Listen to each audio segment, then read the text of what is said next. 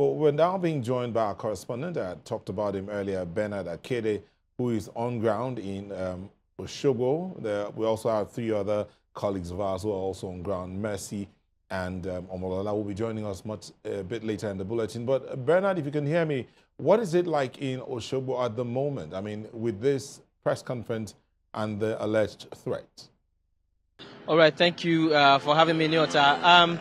Well, we are just days, or if some would like to say it, we are hours to the general election here in Osun State.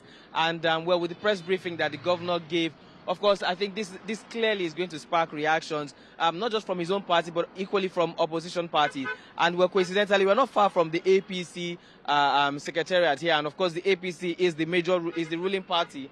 The APC is the ruling party. I beg your pardon, is the major opposition party here in the state. And I'm joined by Honorable Kayode, who is here. And I would like him, we've been speaking before coming live about what the governor just said.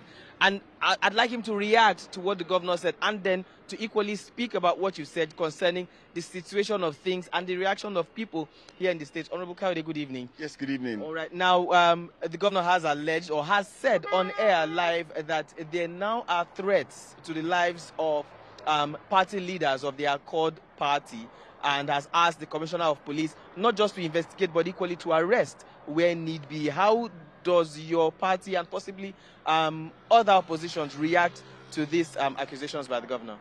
Okay, thank you so much. I think the first thing we need to establish is the governor should stop creating unnecessary panic in the minds and hearts of the citizens of Osun.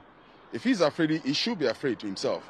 But there's no reason why there should be any reason for raising pandemonium or creating unnecessary panic in the minds of people. Osun is a peaceful place. And one thing we need to thank the federal government for is we have more than enough security personnel that we have seen. I'm sure you've seen them, and we have the military, we have the police, we have the DSS, we also have the NCDC, and other security paramilitary agencies that are supporting in ensuring to provide security for safety of life and properties of Osun people who will come out and vote on Saturday. So the governor, who is meant to be the chief security officer of the state, raising panic, it calls for concern. But what I know, and what I'm very confident and sure about is this will not deter the Osun people from coming out to cast their vote and exercise the franchise on Saturday. So all that is nothing but hula baloo. Okay, and Nyota, just while we were here, Honorable Kayode got a phone call, and it appears from, I mean, I haven't confirmed yet, but it's looking like the Akede party may have just cancelled their mega rally, which is supposed to hold tomorrow at Fakunle Secondary School here in Osun State. It was supposed to be something really huge. As a matter of fact, information I've got is supposed to be bigger than what the ADC had yesterday.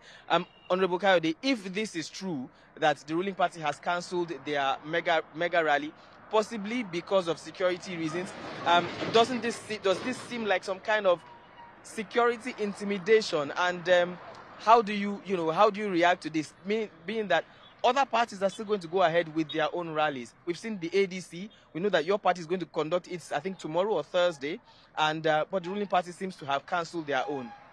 They just want to chicken out of this election. That's what that means. They want to chicken out. Why is ADC not calling off their rally? They had theirs, and there was no crisis. There was no attack. There was no killing. There was nothing. It was very peaceful. And theirs is also slated for tomorrow, so they know reasons better known to them why they are calling off their own rally. Well, for us, we're going ahead with ours because we have a mandate, we have a covenant with the people of Osun that want to give them good governance. I want to create a better Osun for that can be of benefit to not only the citizen but to all inhabitants of Osun. And finally, very quickly, you talked about security operatives going around the state, and we went all around with them today from Osogbo to Ilesha and back, and it was quite, a number of security operatives. Do you think that will be enough to deter people from electoral violence, if possible, and to secure the citizens come the election in August 15th?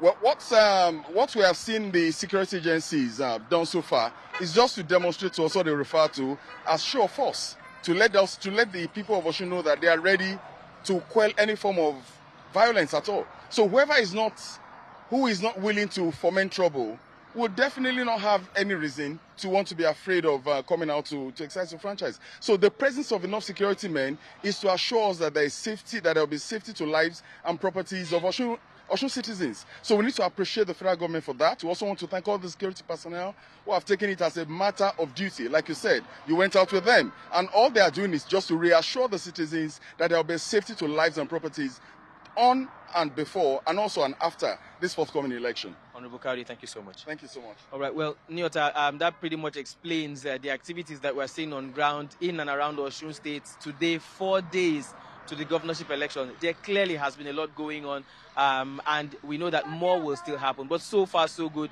This is the information we have. Thank you so much, Bernard. Thank you.